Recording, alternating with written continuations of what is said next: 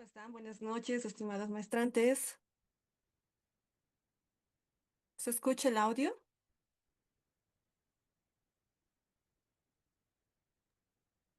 Buenas noches, doctora. Se les...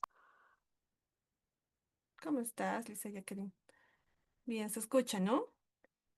La diapositiva también se puede ver.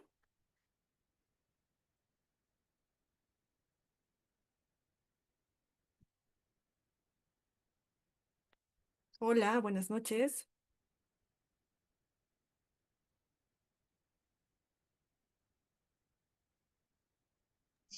Buenas noches, doctor. ¿Cómo estás, Lice? Bien, entonces vamos a dar continuidad, ¿no? A lo que habíamos estado avanzando en la anterior clase. Como ustedes saben, estuvimos viendo lo que es el recurso de apelación en el efecto suspensivo, ¿no? Entonces vamos a dar continuidad al tema avanzado. Bien, continuemos entonces. Diapositiva. Dice, falta de fundamentación del recurso. Entonces, entendemos, ¿no?, que lo que pone en movimiento el recurso judicial es la expresión de agravios. Es lógico que la falta de fundamentación del recurso, en este caso, el agravio, haga morir anticipadamente al recurso. Por eso, este nuevo procedimiento dispone que es inadmisible si se hubiera interpuesto el recurso de apelación después de vencido el término o por falta de expresión agravios. Todo ello estipulado en el artículo 218, parágrafo 2 del Ah, Código está bien, Procesal. mamá. Bonito está. Era ¿Sí? bonito. Está, sí, a tu papá mostrarle. Micrófono, por favor, doctor Juan Carlos Flores. Mira. Gracias. Bien, continuemos entonces. Donde claramente el referido artículo en su parágrafo 2 numeral 1 inciso B, refiere lo siguiente, ¿no? Que el fallo es inadmisible por falta de expresión de agravios. Lo habíamos mencionado también y asimismo habíamos dado la lectura, ¿no? La clase anterior. Bien, entonces el órgano de apelación es quien juzga la admisibilidad definitiva del recurso, analizando uno a uno los presupuestos del recurso: tempestividad, formalidades, capacidad, personería, legitimación, apelabilidad de la decisión, etcétera. Y en el caso de que ellos no se reúnan, el tribunal puede declararse competente para conocer y resolver el recurso. Por tanto, ¿no?, una de las condiciones de admisibilidad del recurso es su fundamentación. Ya habíamos mencionado lo que es la expresión de agravios, lo que significa que si el recurso carece de tal fundamentación, debe ser declarado desierto por el órgano acuo. Sin embargo, consideramos que cuando no existe ningún tipo de fundamentación del juez de primera instancia, se encuentra facultad para rechazar o negar el recurso de apelación. Caso contrario, se estaría molestando indebidamente al juez o tribunal superior en grado que debería conocer el recurso. Ahora bien, la cuestión no tiene problemas, ¿no? Si el recurrente no realiza ninguna fundamentación, se hace más dificultosa cuando se presenta esta fundamentación, pero la misma es deficiente o incompleta, ya que la expresión de agravios es la medida de la segunda instancia. La fundamentación, para ser considerada por el juez, debe tener un mínimo de contenido. Solo así el órgano puede entender que el recurso está fundado. Bien, continuemos. Principio de no empeorar la situación del recurrente. Bien, este principio básico y fundamental en el tema recursivo por primera vez está reconocido en forma expresa en nuestro procedimiento civil, cuando dispone que no podrá modificar el contenido de la resolución impugnada en perjuicio de la parte apelante, salvo que la contraparte hubiere apelado en forma principal o se hubiere adherido. Bien, vayamos por favor a nuestro Código Procesal Civil. Busquen el artículo 265, parágrafo 2, por favor.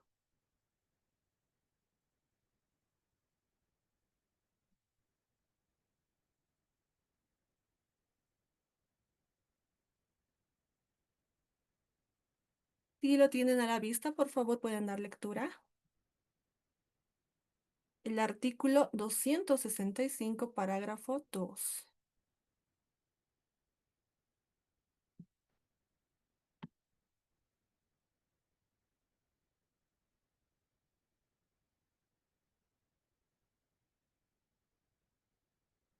Licenciado Francisco, buenas noches. ¿Se encuentra en aula virtual?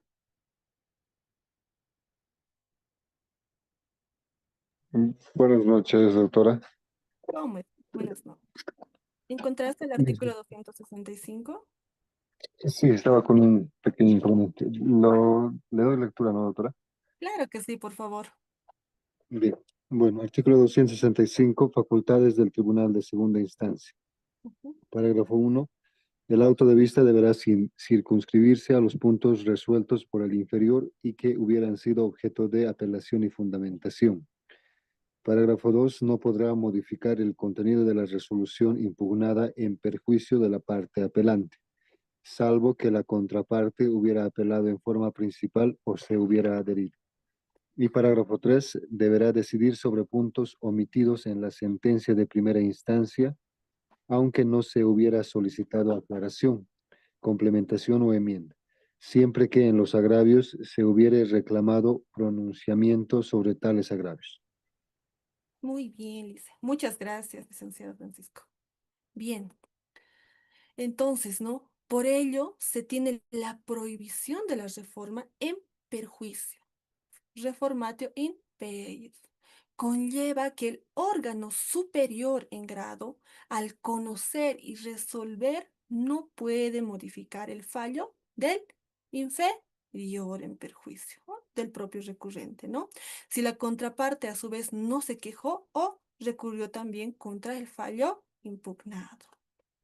Entonces, este principio procesal halla su justificación en cuanto quien ataca o impugna un procedimiento judicial procura mejorar su situación en el proceso y no empeorarla, ¿no? Situación que ocurriría si mediante su propia impugnación dicho pronunciamiento se altera en su contra, aún tomando en cuenta que la contraparte, al no haber recurrido, admite su conformidad con dicho fallo. Entonces, para comprender mejor este principio, veamos el siguiente ejemplo.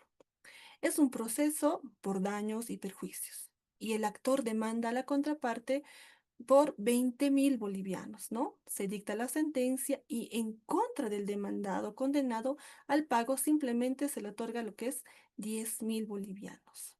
Este apela en cuanto al monto condenado por considerar que el fijado por daños y perjuicios es excesivo. El actor no apela a la sentencia. Bien, entonces la reforma en perjuicio del único apelante consistiría en que el tribunal de segunda instancia advierta que era fundada la demanda en su totalidad y que el monto es bajo y revoque la sentencia de primera instancia y condena al demandado al pago de 20.000, ¿no? Entonces, con este ejemplo podemos ver que se empeoró la situación del recurrente, ¿verdad? Por ello, el profesor Couture señala, ¿no?, que la reforma en perjuicio es una prohibición al juez superior de empeorar la situación del apelante, en los casos en que no se ha mediado recurso de su adversario. Es decir, no es posible reformar la sentencia apelada en perjuicio del único apelante. Por tanto, resulta manifiesto que sobre la base del principio dispositivo, si el perdidoso no se queja, no puede el juez superior beneficiarlo, pues ello equivaldría que, por ejemplo, en primera instancia el juez oponga defensas que no han sido planteadas por el litigante, o bien aplique la prescripción de oficio. Fundamento de este principio se cimienta básicamente en el principio de congruencia, dispositivo y cosa juzgada. Bien. En ese comprendido, el profesor de Santo justifica la prohibición de empeorar la situación del recurrente en los siguientes argumentos. El órgano de alzada no está facultado para decidir en perjuicio de quien recurrió, causando un resultado contradictorio con el fin de defensa que provocó el recurso. Como el punto 2, ello se relaciona con la garantía constitucional de la defensa en juicio respecto a la intangibilidad de los fallos firmes y el derecho del recurrente a que no se modifiquen los puntos en que están consentidos. El punto 3. No puede haber jurisdicción de alzada sin un recurso interpuesto y manteniendo ante el tribunal del recurso. 4. No hace excepción el caso de preceptos de orden público, porque está pendiente también la sujeción de la jurisdicción a sus debidos límites. Y el último, ¿no? Prescindir de los límites de la expresión de agravios y fallar en contra del quejoso importa una lesión a las garantías del derecho de propiedad y de la defensa en juicio, ¿no? Bien, entonces, de lo citado, podemos concluir que la prohibición de reformatio in peius conoce su fundamento en el principio dispositivo, que implica una señalada reducción de los poderes de los jueces o tribunales superiores que no pueden fallar sobre lo que quieran, ¿no? Y alterar el pronunciamiento sometido a su revisión en perjuicio del propio y único recurrente. Parece obvio, ¿no? Que el principio reconoce fundamentos vinculados con los principios de la congruencia y de la cosa juzgada, que en realidad responden a un criterio de seguridad jurídica. Bien, finalmente, no importa el argumento que se utiliza para defender al principio de prohibición de no empeorar la situación del recurrente. Lo que interesa es que la misma tiene sustento legal y doctrinal, que jamás puede ser ignorada por el tribunal que resuelva el recurso de apelación. Continuemos. Procedimiento en segunda instancia. En esta etapa existen algunas innovaciones al procedimiento con relación a lo que anteriormente ocurría. Es decir, existe un señalamiento de audiencia porque este nuevo procedimiento prima la oralidad como principio base del proceso civil. Entonces, una vez recibido el expediente original, cuando se hubiera concedido la apelación en el efecto suspensivo, el Tribunal Superior decretará la radicatoria de la causa, señalando audiencia en el plazo de 15 días para el diligenciamiento de la prueba que hubiera sido ofrecida. El objeto de la audiencia en segunda instancia. Esta audiencia tiene dos objetos fundamentales. El primero, recibir la prueba si ha sido ofrecida y aceptada por el tribunal o en su caso, cuando el tribunal haga uso de la facultad de prueba de oficio o para mejor resolver. Bien. En el caso, ¿no?, de que la suspensión obligada de la audiencia en segunda instancia se fijara en el mismo acto de oficio, nuevo día y hora para su reanudación, ¿no?, bajo responsabilidad del tribunal. Por favor, demos lectura al artículo 97 de nuestro Código Procesal Civil.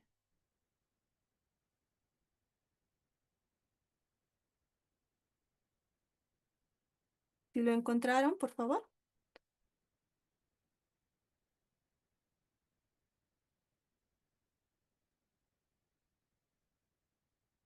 Marianela, buenas noches, Lice.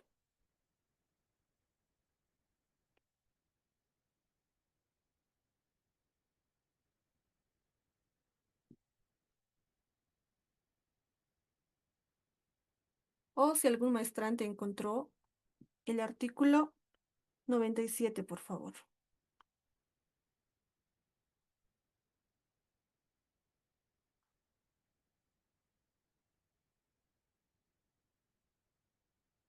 Severina Hernández.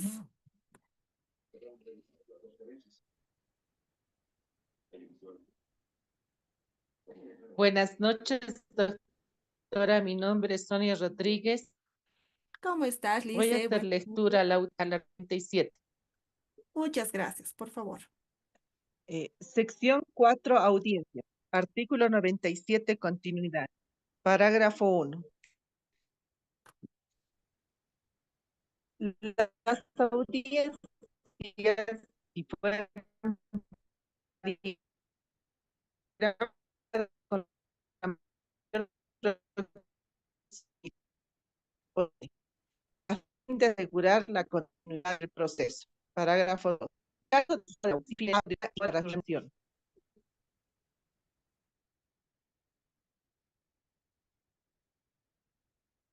Muy bien.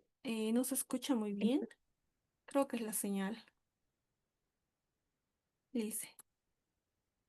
Bien, pero gracias, Lice, por el aporte. Muchas gracias. El parágrafo 2 dice, en el caso de suspensión obligada de la audiencia, se fijará en el mismo acto de oficio, nuevo día y hora para su reanudación. Bien, entonces, en esta audiencia se diligenciará la prueba que pudiere ser recibida y se oirá a cada parte por el tiempo que la autoridad judicial considere necesario. La autoridad judicial para tomar su decisión podrá decretar cuarto intermedio, levantado el cual en forma inmediata se continuará con la tramitación en segunda instancia. Leer.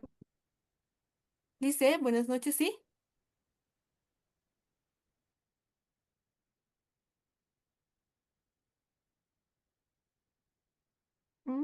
Creo que la señal está mal. No se escucha, licenciada Sonia.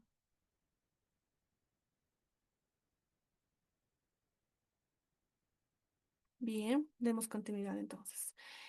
En esta audiencia, las partes podrán formular sus conclusiones y luego se nombrará vocal relator para que en el plazo máximo de 20 días se proceda a la relación de la causa.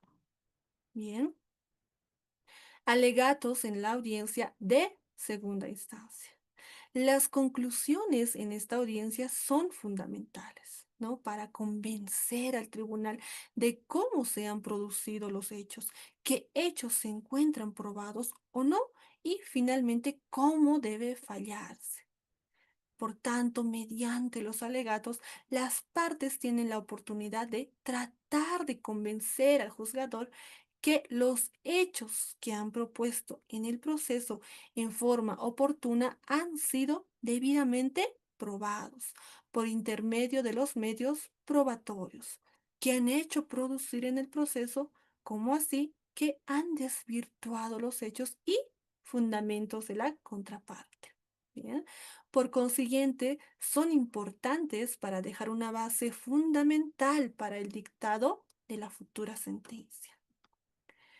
Es un momento de oro, se podría decir, ¿no? En el proceso judicial ordinario oral, donde los abogados de ambas partes pueden lucirse y demostrar su capacidad profesional al realizar buenos alegatos en conclusiones para tratar de convencer al juzgador sobre la veracidad o no de los hechos que se han discutido en el proceso judicial y especialmente en segunda instancia. Las partes pueden alegar sobre el mérito de cada medio de prueba. Por consiguiente, se trata de una alegación de contenido crítico, donde se pone de relieve las bondades de las verificaciones propias y las deficiencias de la ajena. Es decir, trata de demostrar lo que ha probado y lo que ha desvirtuado la parte contraria. Bien, he ahí la importancia que tienen los alegatos en el proceso judicial. Las conclusiones son importantes para dejar claro qué hechos han probado o no se ha probado en el proceso, el cual debe ser el resultado justo y correcto en el proceso, es decir, cómo debe dictarse la sentencia, ¿no? En este momento procesal y oportuno, tienen las partes para tratar de convencer al juzgador sobre el derecho que tienen en el proceso por haber demostrado o desvirtuado los hechos que han sido sometidos a prueba y cómo debe fallarse en segunda instancia. Entonces, hagamos mención, ¿no? Como señala el profesor Alsina. Dice, llámese alegato de bien probado al escrito en que las partes examinan la prueba rendida a los hechos afirmados en la demanda y contestación para demostrar su exactitud o inexactitud. Se trata de una exposición escrita que no tiene forma determinada por la ley, pero que debe limitarse al análisis de la prueba frente a los hechos afirmados, estableciendo las conclusiones que de ella deriven. Bien.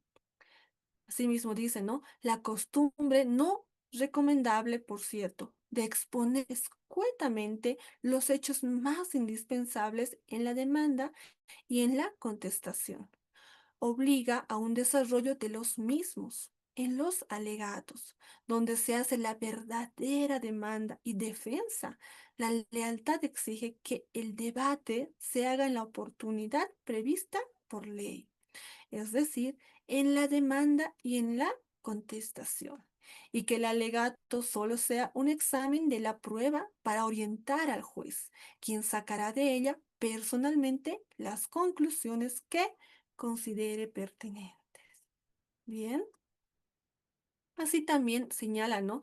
El procesalista Claria Olmedo, lo que podríamos denominar discusión bilateral sobre la causa resulta manifestada en los informes, alegatos o exposiciones finales de las partes, ¿no? Producidas ante el tribunal en forma oral o escrita, según el sistema de procedimiento adoptado. Entonces, los escritos son presentados conjunta y sucesivamente por secretaría y las exposiciones orales se producen en audiencia pública dirigida por el juez o presidente del tribunal. Asimismo, al respecto, el procesalista y maestro del derecho Palacio, en diapositiva, señala que el alegato o alegado de bien probado es el acto mediante el cual cada una de las partes expone al juez por escrito las conclusiones que le sugieren las pruebas producidas en el proceso. No procede, pues, que en los litigantes introduzcan cuestiones o defensas que no fueron propuestas en oportunidad de la demanda, contestación o reconvención, ¿no? Debiendo limitarse a destacar el mérito o poder de convicción de los elementos probatorios, siempre en función de los hechos que fueron objeto de la litis, por los cuales quedan definitivamente fijados en aquellas oportunidades. Bien, entonces, por lo cual, ¿no? Es importante referir que sobre los alegatos no es solo una crítica, sino es la presentación, ¿no? De fundamentos razonados, demostrados, criteriosamente analizados en forma oral, donde se resaltan las coherencias encontradas entre los medios de prueba y los fundamentos aportados en la demanda. Y tales hechos deben señalarse para deducir la relación necesaria con los principios legales en que se funda la causa petendi, ¿no? Como para iniciar cuáles están acuñados en una presunción judicial o de otra clase, o bien si fuesen situaciones exentas de prueba. Por tanto, la generosa exposición unida al raciocinio crítico y bien fundado que se efectúe puede otorgar una cuota de éxito final porque de alguna manera descarga una tarea propia del juez a momento de dictar sentencia. Bien. Designación del vocal relator.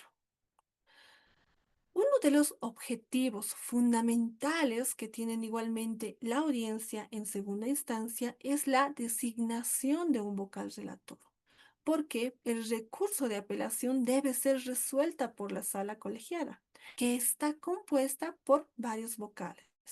Depende del departamento, ¿no?, donde radique el proceso, para que el mismo haga la relación del proceso y el proyecto de resolución final. Todo ello, ¿no?, con la finalidad de que las partes puedan controlar el trámite de las actuaciones mientras los autos se hallen en despacho. Entonces, la Secretaría de Cámara debe llevar un libro que podrá ser examinado por las partes, sus mandatarios o abogados, en el cual se hará constar, ¿no?, la fecha del sorteo de la causa para controlar si el auto de vista fue dictado dentro del término de ley, como a quien correspondió el sorteo también de la causa.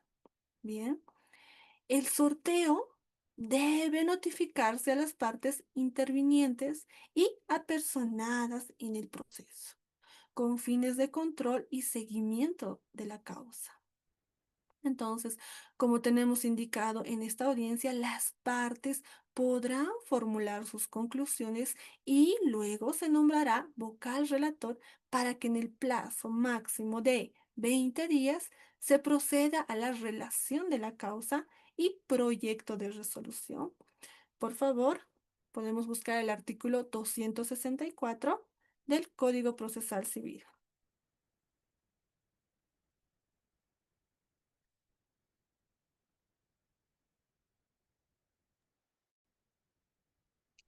Procedimiento en segunda instancia, doctora.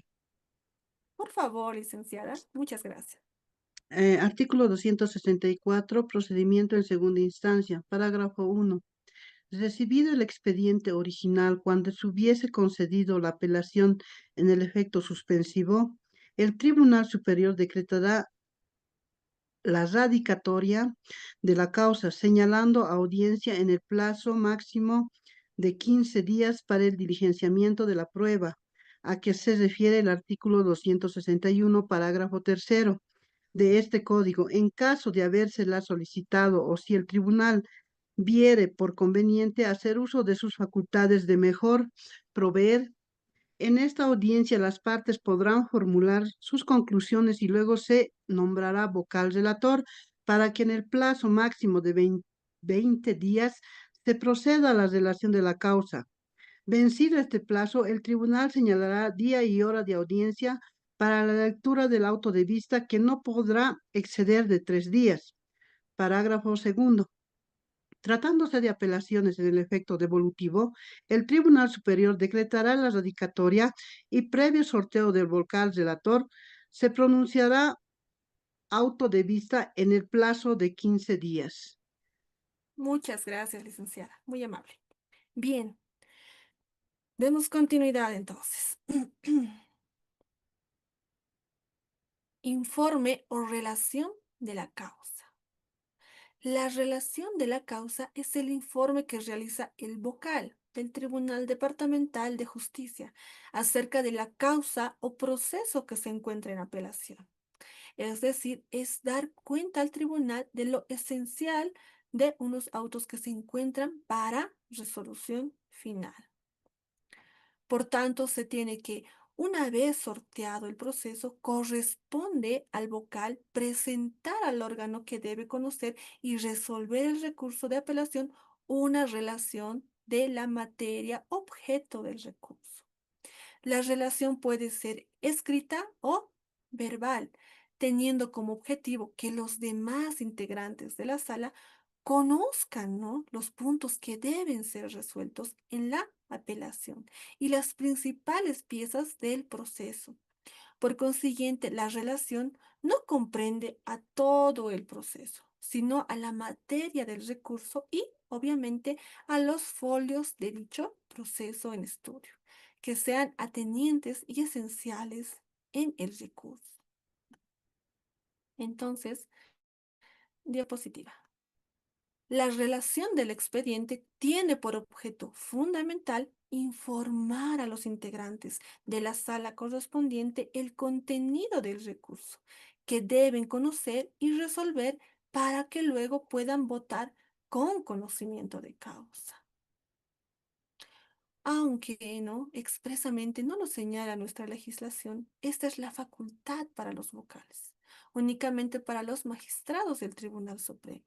Sin embargo, considero que los vocales o con jueces que concurran a la vista de una causa podrán pedir aclaraciones, lectura de las piezas del proceso que juzguen necesarias y aún entrega del proceso para informarse, ¿no?, personalmente, esto con el plazo de 3 días, y tener mayores elementos y antecedentes del proceso.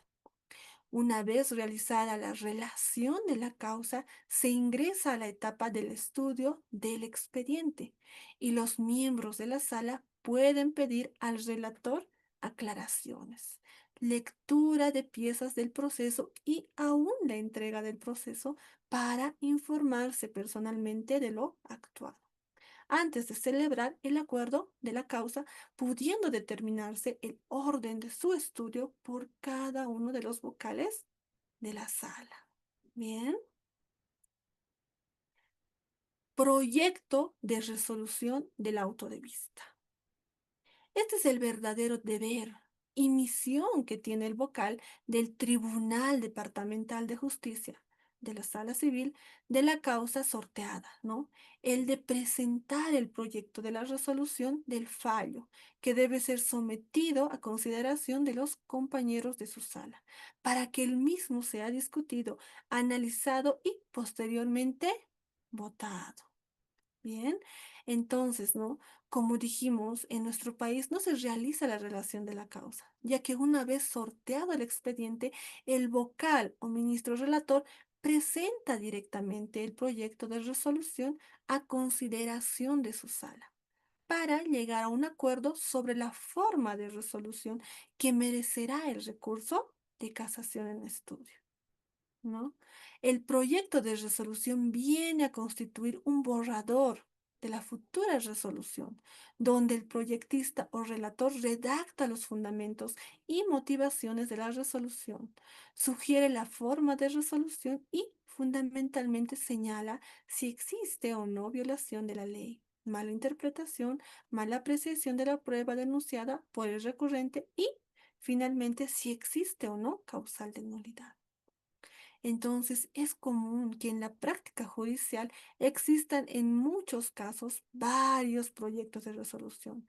Estos son discutidos y analizados para que finalmente sea uno el aprobado por los miembros de la sala. Entonces, ¿no?, el proyecto de resolución debe ser puesto a consideración de la sala para el estudio en conjunto por los miembros de la misma y someter luego a votación para que exista una resolución jurídicamente válida. La resolución o acuerdo se realizará con la presencia de todos los miembros del tribunal mediante votación, donde cada miembro fundará su voto o adherirá al del otro. La resolución se dictará por mayoría. En ella deberá examinarse las cuestiones de hecho y de derecho, ¿no?, sometidas a la decisión del juez de primera instancia, que hubiesen sido materia del agravio sufrido por el recurrente. Bien. Siguiente punto, señalamiento de la audiencia para pronunciar el fallo. Entonces, concluido el plazo, ¿no?, de 20 días que tenía el vocal relator para realizar la relación de la causa, el proyecto de resolución y la deliberación del tribunal en la sala civil respectiva corresponde el pronunciamiento del fallo en audiencia pública. Entonces, ¿no? Por eso, vencido el plazo de 20 días, el tribunal señalará día y hora de audiencia para la lectura del auto de vista, que no podrá exceder de 3 días de vencido el primer plazo. Es decir, transcurridos los 20 días iniciales en que supuestamente el tribunal delibera y debe ponerse de acuerdo para el fallo final, al máximo dentro de los 3 días debe señalarse la audiencia pública oral con el objeto de la lectura del fallo de segunda instancia, en este caso del auto de vista. Bien, pasemos al siguiente punto, auto de vista. El auto de vista o resolución que resuelve el recurso de apelación es el fallo de segunda instancia, que deberá cumplir con los requisitos de la sentencia en todo lo que fuere pertinente a la misma, ¿no? Mismo que está descrito en el artículo 218, parágrafo 1 del Código Procesal Civil. Bien. Por tanto, ¿no?, los autos de vista son resoluciones que resuelven el recurso de apelación que se plantea contra la sentencia de primera instancia, es decir, la resolución que pone fin a la segunda instancia. Por consiguiente, se trata de una sentencia de segunda instancia. En algunas legislaciones, las resoluciones que revisan la sentencia o auto de vista son conocidas sencillamente como sentencias, sin hacer distinciones, ¿no?, entre autos de vista o autos supremos, como ocurre en nuestra legislación. En otras legislaciones, las resoluciones que ponen fin a la segunda instancia o resuelven el recurso de casación son conocidas directamente como sentencias, ¿no?, sin hacer una distinción entre autos de vista o autos supremos.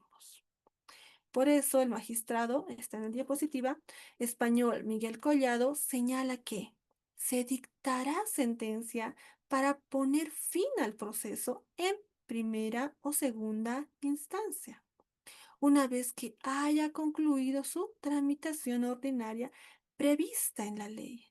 También se resolverán mediante sentencia los recursos extraordinarios y los procedimientos para la revisión de sentencias firmes.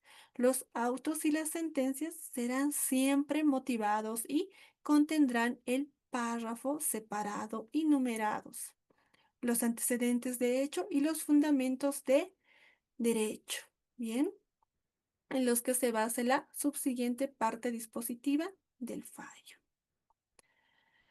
Entonces, nos refiere que igualmente todas las resoluciones incluirán la mención del lugar y la fecha en que se adopten y la indicación del tribunal que las dicte, con expresión del juez o magistrado que lo integren y su firma e indicación del nombre del ponente. Por último, hemos de destacar cómo al notificarse la resolución a las partes se indicará si la misma es firme o si cabe algún recurso contra ella, con expresión de, en este último caso, el recurso que proceda del órgano ante que debe interponerse y qué plazo para recurrir. Bien. El siguiente punto, disidencias en segunda instancia. Entonces, no siempre los vocales de una sala están de acuerdo, ¿no?, para fallar. Para eso están previstas las reglas de juego que se establecen para poder sacar un fallo definitivo con los votos suficientes y necesarios para la validez del mismo. Aspecto que está regulado por la ley del órgano judicial y en el presente Código Procesal. Bien. Entonces, al respecto, el artículo 53 de la ley del órgano judicial dispone las resoluciones que adopten las salas especializadas serán por mayoría absoluta de voto de sus miembros. Entonces, el Tribunal Departamental de Justicia, con el objeto de administrar justicia, el legislador ha visto por conveniente dividir en salas especializadas por materias con el objeto que cada una de las mismas conozca y resuelva los asuntos de su competencia, determinados expresamente por ley. Bien, entonces no queda, no duda que las resoluciones que adopte la sala especializada, puede ser penal, civil, trabajo, etcétera, serán por mayoría absoluta de votos de sus miembros. Es decir, por la mitad más un miembro, ¿no? Por tanto, suscitada la disidencia en el fallo por no llegar a un acuerdo y no existiere el número de votos suficientes para dictar resolución, se llamará por turno al vocal de la otra sala civil, en los tribunales donde hubiesen dos o más salas, ¿no? Y en el caso de que solo hubiera una, se convocará al vocal de la sala de, de la siguiente sala, ¿no? En ese orden y a falta de ellos al vocal suplente, quien emitirá su voto después de los disidentes días, en el plazo de 20 días. Entonces, por ejemplo, una sala con 3 vocales necesita por lo menos 2 votos coincidentes para que exista fallo válido y legal. En los que está conformado por 2 magistrados, necesariamente deben existir 2 votos coincidentes. Por tanto, lo que importa destacar en la disidencia o desacuerdo entre los vocales es que es necesario el número suficiente de votos para que exista resolución válida, que se obtiene con la mayoría absoluta. Bien, continuemos. Contenido del auto de vista. De lo indicado, el auto de vista debe contener los siguientes requisitos generales para esta estructura como resolución de segunda instancia. ¿Qué debe contener? El encabezamiento, ¿no? Con determinación de la clase de proceso, nombre de las partes intervinientes debidamente identificadas y objeto del litigio, es decir, qué pretensiones jurídicas se ventilan en la causa. Como punto 2, la parte narrativa con exposición resumida del hecho y del derecho que se litiga, los principales agravios señalados en el recurso y los contestados y los fundamentos utilizados en la sentencia de primera instancia. Bien. Asimismo, exposición de las piezas principales del recurso de apelación. También la parte motivada de la resolución con cita de las leyes en que se funda el fallo en esa instancia bajo pena de nulidad. Entonces, en esta parte, para el caso de fundarse en jurisprudencia ordinaria o constitucional, se limitará a precisar de manera objetiva las razones jurídicas del precedente, sin necesidad de hacer una transcripción del fallo que oscurezca la fundamentación. Bien, asimismo, la parte resolutiva con decisiones claras, positivas y precisas sobre la forma de resolución. Como punto 2, el plazo que se otorgare para su cumplimiento en caso de revocarse la sentencia o tomarse otra decisión diferente. Como punto 3, el pronunciamiento sobre costos y costas en segunda instancia, aquello que también está establecido en nuestro artículo 223, parágrafo 4. Vamos a dar lectura, por favor. Busquemos el artículo 223.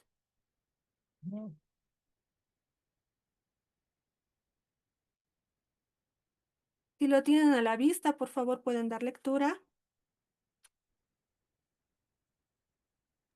Sí, doctora, lo tengo a la vista, doctora. Muchas gracias, licenciado Oscar. Por favor. El artículo 223, casos de condena. ¿223 dijo, doctora? Sí, 223, parágrafo 4. Ah, ya. Ya, 4. En los autos de vista, las condenaciones serán las siguientes. 1. Si se declarare inadmisible la apelación, costas y costos al apelante. 2. Si se confirmare el fallo del inferior en todas sus partes, costas y costos al apelante. 3. Si se revocare el fallo del inferior, no se impondrá condenación. Esa sería la lectura, licenciada. Muchas gracias, licenciado. Muchas gracias. Continuemos entonces, ¿no? Como el punto 4, numeral 4.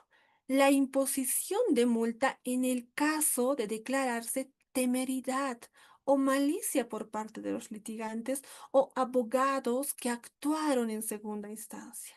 5. El lugar y fecha en que se pronuncia la resolución. 6. La firma de los vocales intervinientes en el asunto y la autorización del secretario de Cámara con los sellos respectivos del Tribunal Departamental de Justicia. Bien, todo ese contenido debe de estar inserto en el auto de vista. Bien, fundamentos del auto de vista. Una forma de garantizar el Estado de Derecho, seguridad jurídica a las partes, es fundamental que los fallos judiciales se encuentren debidamente motivados y fundamentados, ¿no? Y con mayor razón la resolución de segunda instancia, que es el auto de vista. Bien. Como vimos, ¿no? Las resoluciones definitivas requieren fundamentos. Esto es lo que caracteriza a este tipo de resoluciones y con mayor razón al auto de vista. Los fundamentos son los principios sobre los que se va a basar la decisión, las razones esenciales que procuran afianzar algún hecho o derecho, ¿no? Por lo tanto, se encontraría descalificada y sería arbitraria si esta resolución no se encontrase debidamente fundamentada y motivada. Por tanto, los fundamentos constituyen la construcción lógica que subsumen los hechos planteados en la norma jurídica aplicable, interpreta, fija, ¿no? Da alcance o resuelve una cuestión de derecho o mixta, respetando la jerarquía de las normas vigentes y el principio de congruencia. Bien. Continuemos. La exposición de los motivos y fundamentos de las resoluciones en general constituyen la creación intelectual del juez en forma razonada y lógica, ¿no? Pues en ella debe exponer los motivos que lo determinan a adoptar una u otra solución para resolver la causa sometida a juzgamiento. Entonces, por ello, ¿no? Cuando el tribunal de segunda instancia decida revocar la sentencia en primera instancia, se exige que esta resolución tenga una doble motivación. La primera para explicar a las partes del por qué consideran que el juez de primera instancia no ha realizado una correcta valoración y fundamentación de los hechos y del derecho. ¿Cómo se ha equivocado o qué errores ha cometido? Y la segunda, ¿no? Para explicar de forma clara y precisa los fundamentos y argumentos de la segunda resolución. Sobre la fundamentación de las resoluciones judiciales, la Corte Suprema ha determinado que el Tribunal de Apelación debe circunscribir su resolución a los puntos apelados, o en su caso, advertir el defecto absoluto. En ambos casos debe fundamentar cada punto con argumentos que soporten toda la resolución, los puntos apelados y los defectos absolutos, ¿no? Limitan la competencia del tribunal de alzada. Mientras que el fundamento es la descripción del hecho y explicación de derecho de las relaciones existentes en cada punto de impugnación. Bien, entonces, formas de resolución. Comenzaremos con la primera, que es la inadmisible. La primera forma de resolución del auto de vista es por la inadmisibilidad de la misma, ¿no? Cuando el recurso de apelación ha sido interpuesto, uno, fuera de plazo, es decir, cuando fue planteado fuera de los 10 días previstos por la ley, ya que los plazos procesales y especialmente los relacionados con los recursos son improrrogables. Bien. Y la segunda forma se presenta cuando en el momento de interponerse el recurso de apelación, el mismo no tiene expresión de agravio, que es el motor, habíamos dicho, ¿no? Que pone en movimiento al recurso. Por lo tanto, sin agravio o perjuicio denunciado, no hay recurso. Este aspecto fue analizado anteriormente, ¿no? Al momento de estudiar la falta de expresión de agravios, por lo que nos remitimos a tal comentario. Bien, pasemos al segundo, que es el confirmatorio. La otra forma de resolución del auto de vista es declarado la confirmación del mismo. Esto ocurre cuando la sentencia de primera instancia o resolución final está conforme a derecho, porque el juez ha aplicado correctamente los hechos de derecho y ha valorado correctamente los medios de prueba. Es decir, que la resolución es justa, correcta y sobre todo legal. Bien, cuando se confirma la resolución, no se ha demostrado la existencia de los agravios denunciados por el apelante, ¿no? Al momento de interponer el recurso de apelación. Pasemos a la siguiente. Revocación total o parcial. La otra forma de resolución es la revocación total o parcial de la resolución impugnada. Es decir, cuando se determine que en todo o en parte tiene razón el apelante, por haber demostrado la existencia de los gravámenes o perjuicios denunciados, porque el juez de primera instancia no ha actuado conforme a los hechos demostrados o desvirtuados, ¿no? No aplicó correctamente el derecho o no ha realizado una correcta valoración de los medios probatorios. Entonces, cuando se revoca una sentencia, la fundamentación debe ser también el doble por parte del tribunal de segunda instancia. En primer lugar, porque la revocación y los nuevos fundamentos debe tener una nueva forma de resolución. Asimismo, tenemos la anulatoria.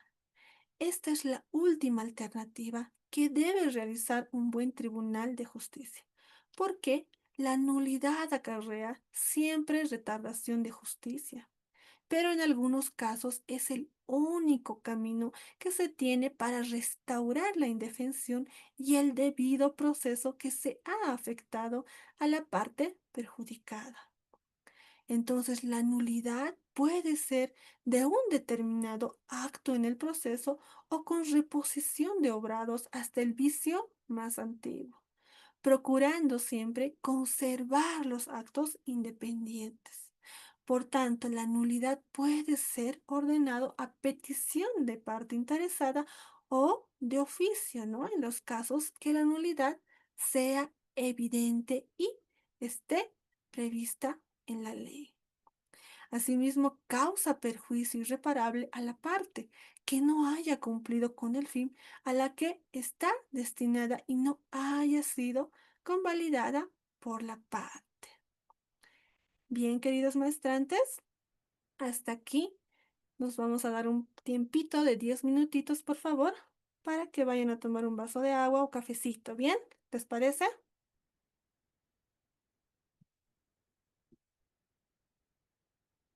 Nos damos 10 minutos y nos vemos a las 8:41. ¿Ok? Colegas, ¿se encuentran ahí?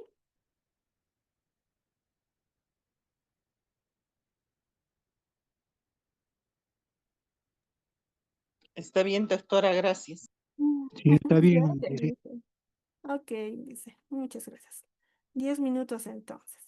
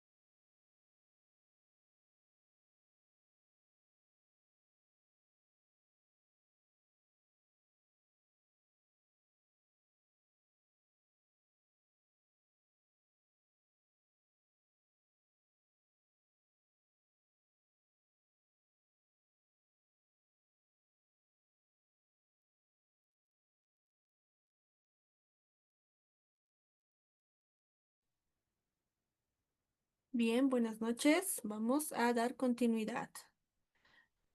Se encuentran en el aula, ¿no? Severina, Francisco, Oscar. Sí, doctora, se Sí, escucha. doctora. Muy bien. Entonces, continuemos. Ya, notificación a las partes con el auto de vista. Bien, resulta curioso, ¿no? Que el fallo auto de vista debe pronunciarse en audiencia pública.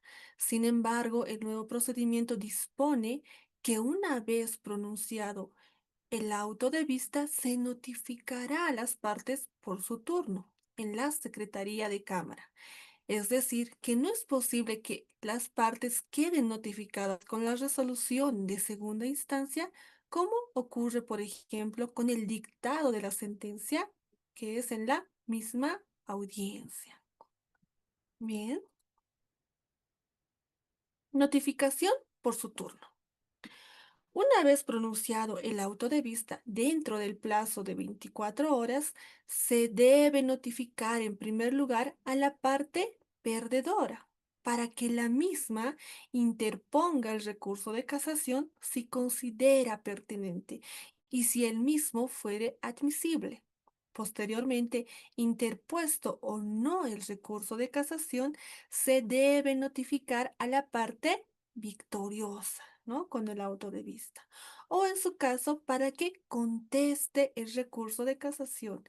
Es decir, pronunciado el auto de vista, se notificará a cada parte por turno. Con el objeto que puedan interponer el recurso de casación, se consideran idóneo para sus derechos, si lo consideran así, ¿no? Entonces, lo que corresponde analizar es interpretar que debe entenderse por el parágrafo que expresamente señala lo siguiente. Se notificará a cada parte por turno. ¿Qué establece la presente norma en análisis? Es decir, a quién debe primero o segundo notificarse con la respectiva resolución.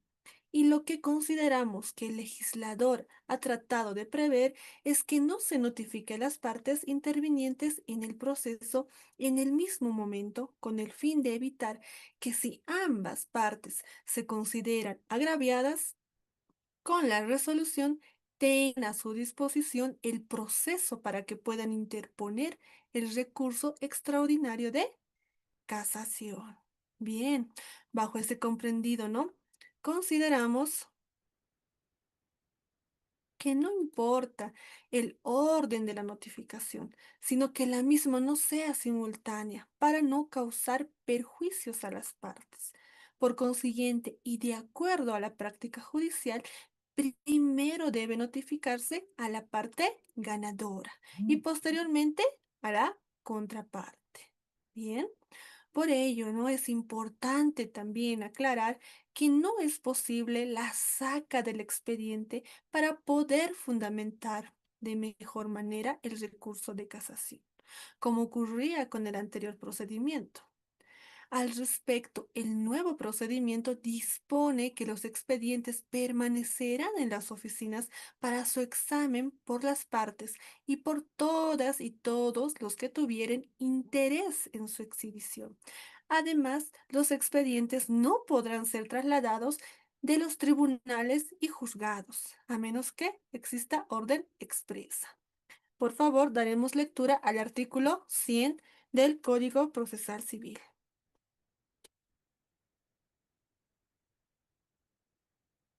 ¿Qué refiere el artículo 100?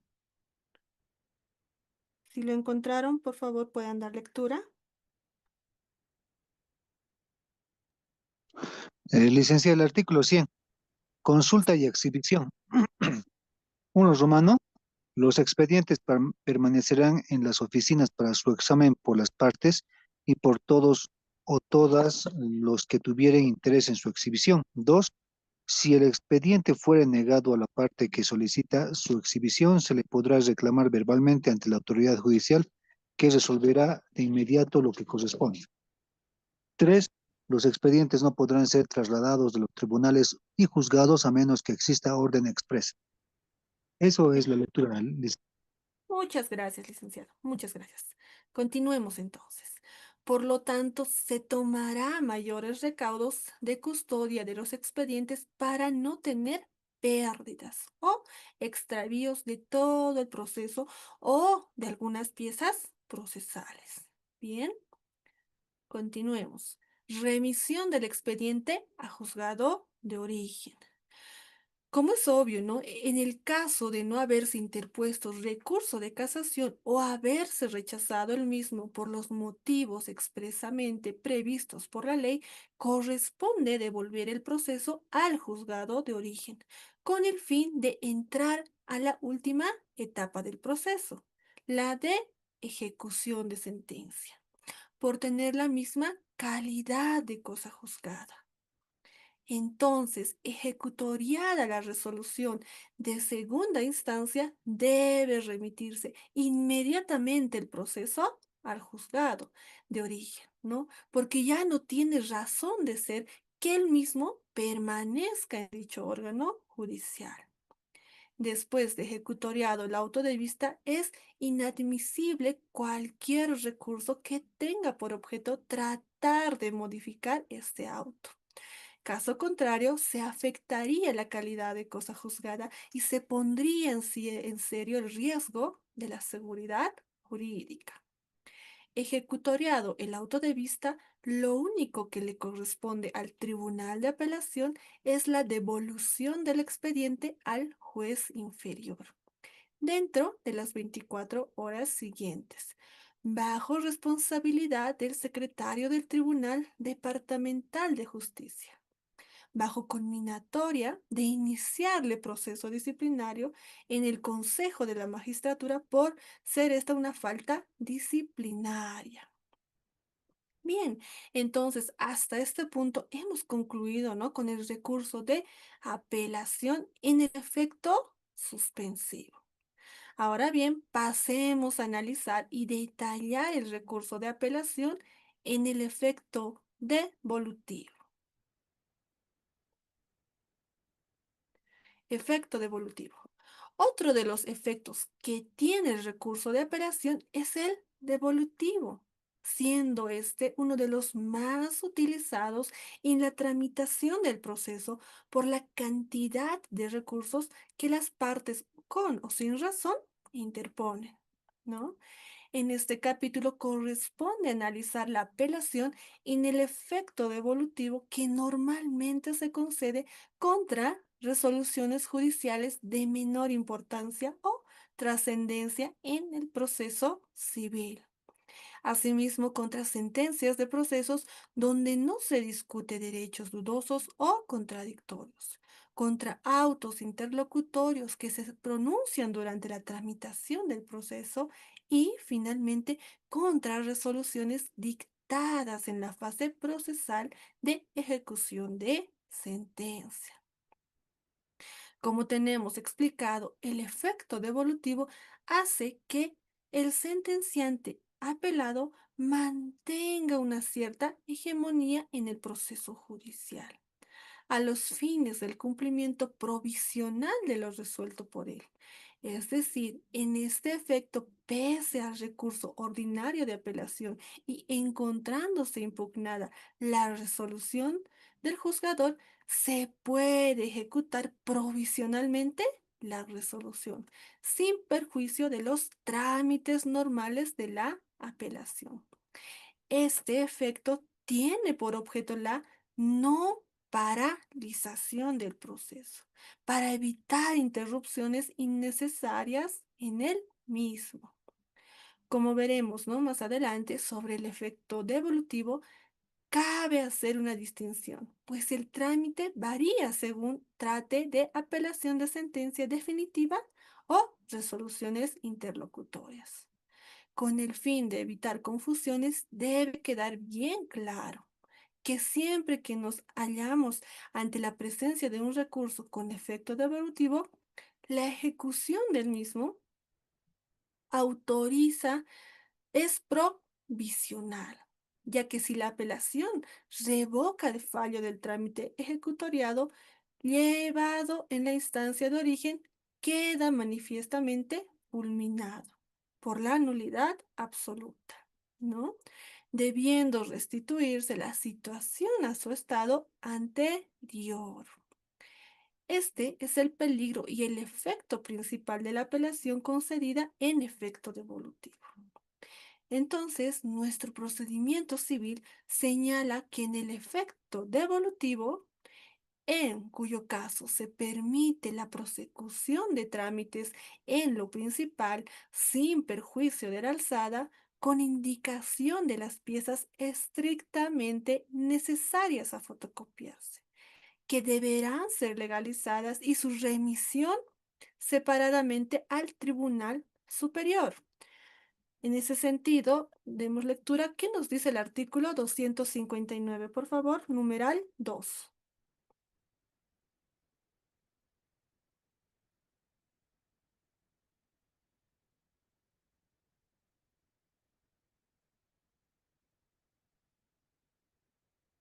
¿Algún voluntario?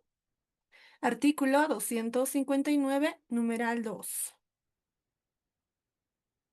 Licenciado Oscar. Doctora, ¿Cómo está, Alicia Francisco? Sí, por favor. numeral 2, ¿verdad? 259. Muchas gracias. Sí.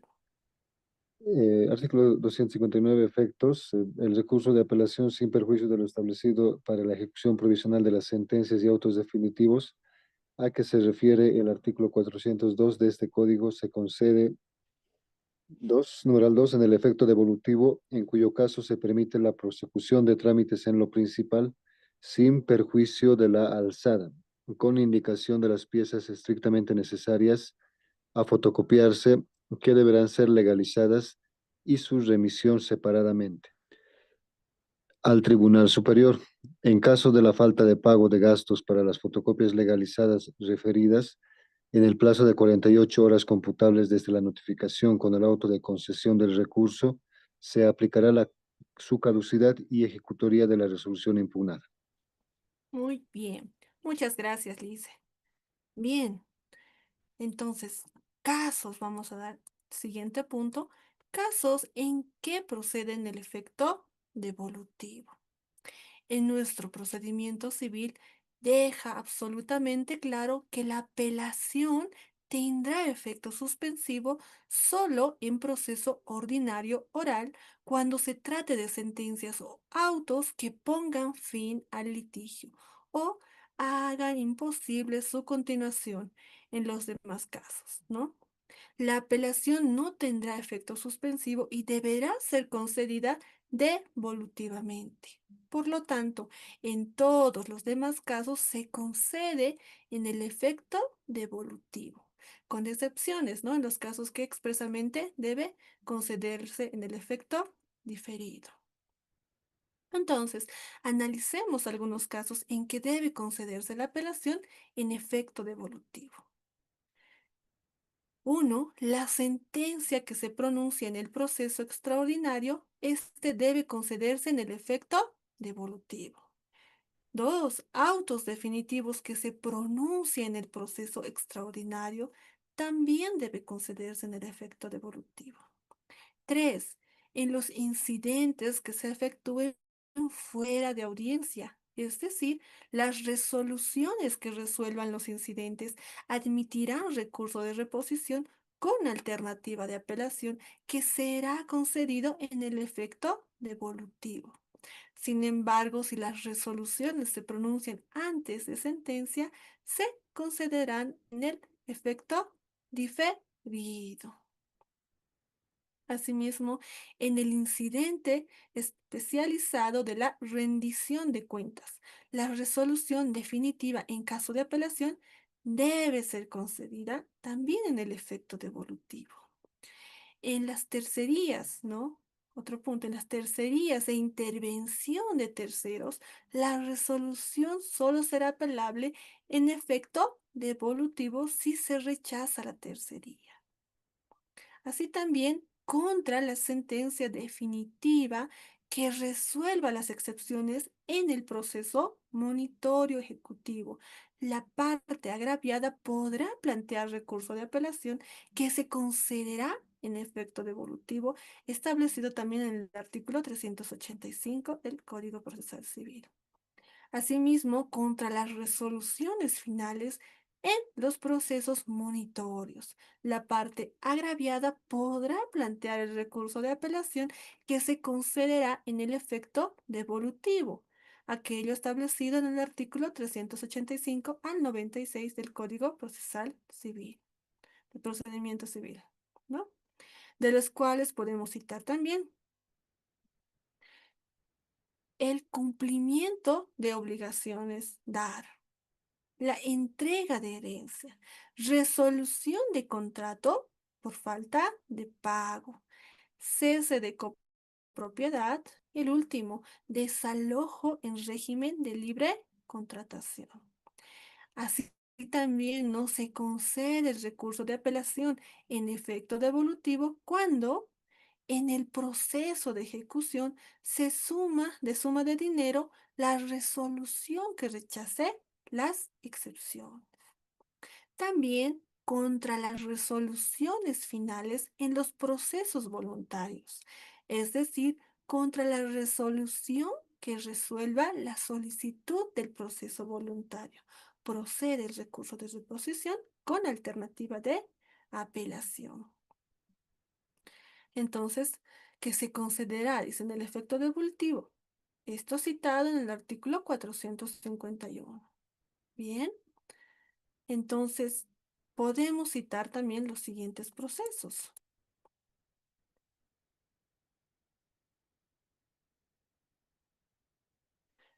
Aceptación de herencia, ¿no? Apertura, comprobación y publicación de testamento. Aceptación de herencia con beneficio de inventario. Renuncia de herencia. Sucesión del Estado. Siguiente, desaparición y presunción de muerte. Mensura y deslinde. Oferta de pago y consignación. Traducción de documento en idioma extranjero. Inscripción, modificación, cancelación o fusión de partidas en el registro de derechos reales, así como en otros registros públicos, siempre que no estén regulados por ley especial. Bien. Pasemos al siguiente punto. Señalamiento de piezas. La ley es quien determina el efecto en que debe concederse la apelación. Por consiguiente, no depende del capricho o criterio de las partes, ni menos del juez o tribunal determinar cuándo procede la apelación en un efecto o en otro. Por lo cual no es erróneo o impertinente que el apelante señale en qué efecto está interponiendo el recurso de apelación. No es necesario, porque será el juez al momento de conceder el recurso el que señala el efecto en que concede el mismo. Por lo tanto, la parte debe limitarse a indicar simplemente que está apelando la determinada resolución judicial. Una de las principales diferencias del efecto suspensivo con el devolutivo es que en el primero se remite el proceso en original, ¿no? Cuadernos de autos o expediente. Mientras que en el proceso devolutivo el expediente se queda en el juzgado para su ejecución y se envía para la apelación un cuaderno de fotocopias de las piezas principales necesarias, ¿no ve? Para la tramitación o resolución del recurso de apelación. Bien, dicho ello, pasemos a las obligaciones del apelante. El apelante tiene la obligación de proporcionar los recursos económicos necesarios para que por secretaría se realice el cuaderno de autos debidamente fotocopiados y legalizados, que debe remitirse para hacer posible el recurso de apelación en el efecto devolutivo. Entonces, para tal fin, el apelante debe proporcionar los recursos económicos necesarios en el plazo de 48 horas, desde el día hábil siguiente a su legal notificación, con la concesión del recurso, bajo conminatoria de ley. Esta norma en estudio tiene como fin evitar que la apelación se transforme en una dilación del proceso judicial. Es precisamente el apelante, el interesado en que la resolución impugnada sea revisada por el órgano superior, de modo tal que a él le compete colocar las actuaciones en condiciones de proveer la apelación, bajo culminatorias de perder la oportunidad de vitalizar el recurso en el efecto devolutivo, ¿no? Entonces, los gastos de las fotocopias deben ser pagadas en su totalidad por el litigante apelante. Si ambos fueran recurrentes, los gastos se dividen en partes iguales, por un principio de igualdad y economía procesal. Asimismo, la ley guarda silencio, ¿no? Pero eso es importante que el secretario del juzgado ponga el expediente original la nota de provisión de los recursos económicos necesarios para que no quede ninguna duda del cumplimiento de dicha obligación. Y además, quede una constancia en obrados de tal actuación procesal que es vital para la sobrevivencia del recurso. También tenemos la sanción por incumplimiento. En caso de la falta de pago, los gastos para las fotocopias legalizadas referidas en el punto anterior, en el plazo de 48 horas computables desde la notificación con el auto de concesión del recurso, se aplicará la caducidad y ejecutoría de la resolución impugnada. Es decir, que el recurso y concesión queda sin efecto y debidamente ejecutoriada la resolución impugnada.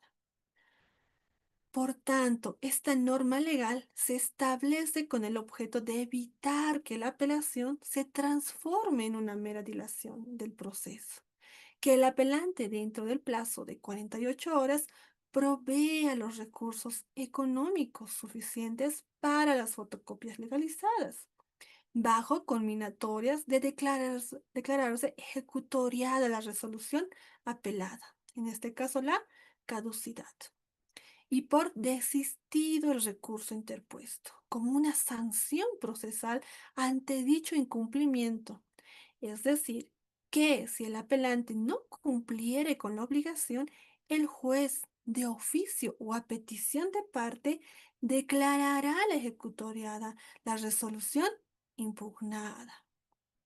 Entonces, se declara no la deserción, sino la caducidad del recurso, cuando el apelante no prevé los recaudos necesarios para la remisión, entendiéndose por caducidad un modo de extinción a ciertos derechos subjetivos en razón de la omisión de su ejercicio dentro del término de decadencia, ¿no?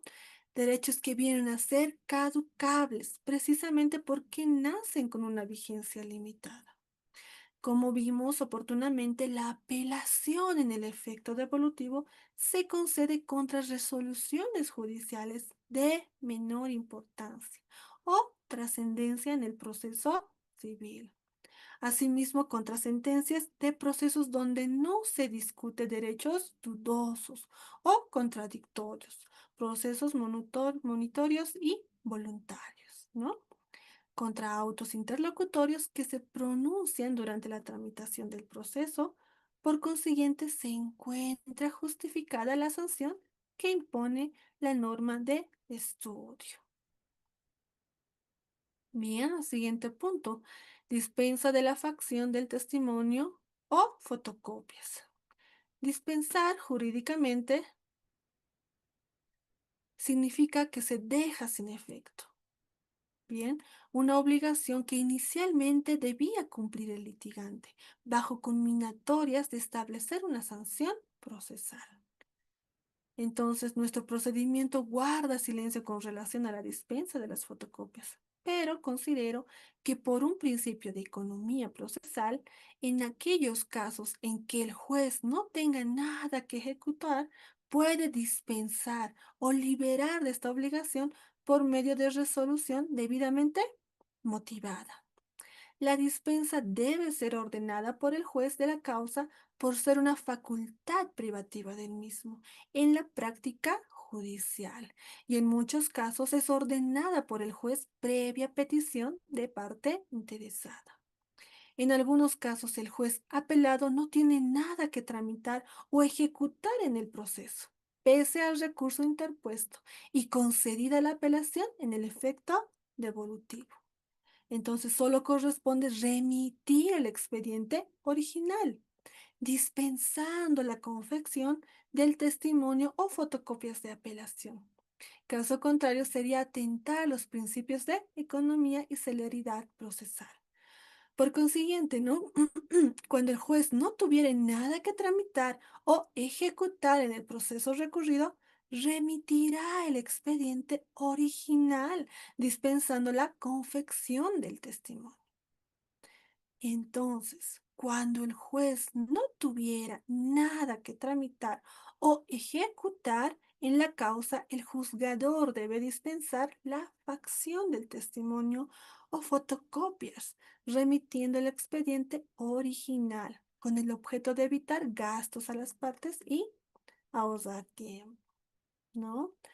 Consecuentemente, en el efecto devolutivo no existe una eventualidad de abrir plazo probatorio en segunda instancia, como existe la posibilidad en el efecto suspensivo, ¿no? Por lo tanto, en esta etapa se radica el proceso. Podría plantearse la posibilidad de excusas o recusaciones y directamente se ingresa a la fase resolutiva del fallo. Bien. El siguiente punto, resolución de segunda instancia. Tratándose entonces de apelación en el efecto devolutivo, el Tribunal Superior decretará la radicatoria del proceso y previo sorteo del vocal relator se pronunciará un auto de vista en el plazo de 15 días. Bien, por tanto, considero que como rige el principio de oralidad en el proceso civil, para pronunciar el fallo final debe señalarse audiencia de lectura del fallo que debe realizarse necesariamente en los 15 días de radicado el proceso en la sala respectiva. Entonces, la resolución de segunda instancia o auto de vista podrá ser confirmatorio, revocatorio en forma total o parcial. Finalmente, anulatorio. Bien.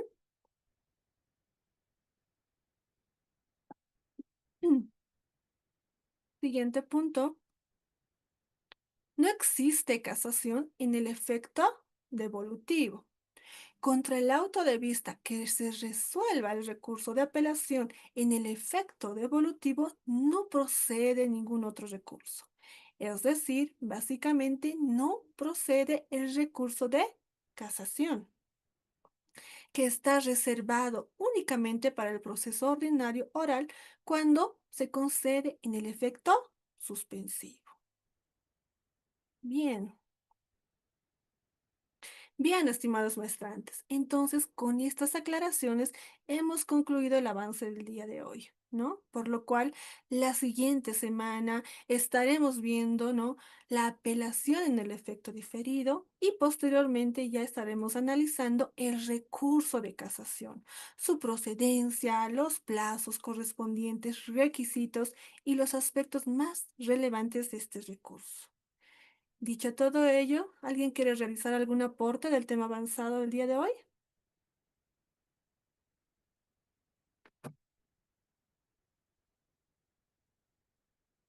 ¿Se ha comprendido en su totalidad, entonces? Doctora, tengo una pequeña duda más que aporte. Las apelaciones para una sentencia que sale de primera instancia, a ello se puede interponer la complementación y enmienda, ¿no es cierto? Y también, pero no así el recurso de reposición. No. Em, No, en las resoluciones de, de incidentes que resuelven excepciones, a eso se puede solicitar complementación y enmienda o directamente recurso de reposición bajo alternativa de apelación. Directamente, licenciada, directamente. Solamente la resolución de enmienda y complementación solamente va contra resoluciones que resuelven autos interlocutorios. Ah, ya, muchas gracias, Todo. doctora. Claro que sí. ¿Algún maestrante más que quiera realizar alguna complementación?